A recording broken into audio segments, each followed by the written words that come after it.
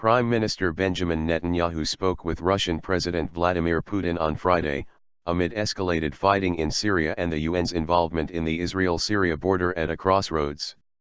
The conversation took place shortly after Putin offered to beef up the United Nations presence along the Israel-Syria border. The offer was declined by the United Nations. The Kremlin spokesman who announced that the conversation took place said Netanyahu and Putin discussed the situation in Syria, but did not provide further details as to the content of their conversation. The Russian offer followed an announcement by Austria that it would withdraw its UN peacekeepers from the Israeli-Syrian border. Austria's peacekeepers account for about 380 of the 900-member UN force monitoring a 4-decade-old ceasefire between Syria and Israel. The United Nations Disengagement Observer Force was established by United Nations Security Council Resolution 350 on May 31, 1974 in order to monitor a ceasefire between the two countries.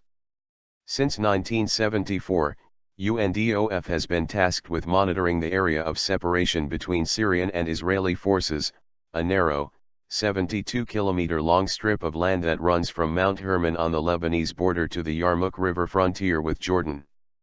The force has helped keep the area relatively stable, UN diplomats say.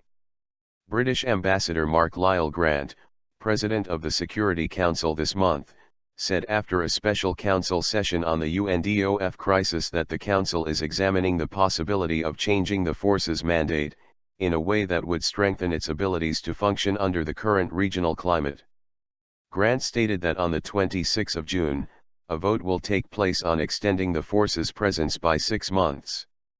Before the referendum, UNDOF will present the Security Council with various possibilities for reworking the peacekeeping force's mandate.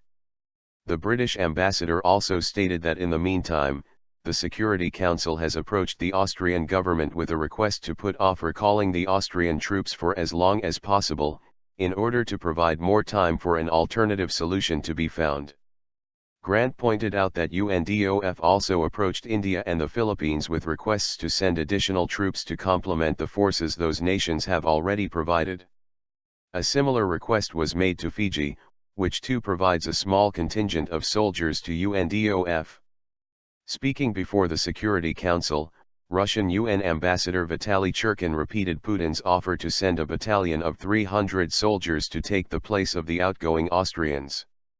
Churkin pointed out that in order for this to happen, both Syria and Israel must grant their approval for the move, as the 1974 disengagement agreement stipulates that the UNDOF in the Golan Heights must not be comprised of soldiers from one of the Security Council members, the United States, Russia, China, Britain, or France.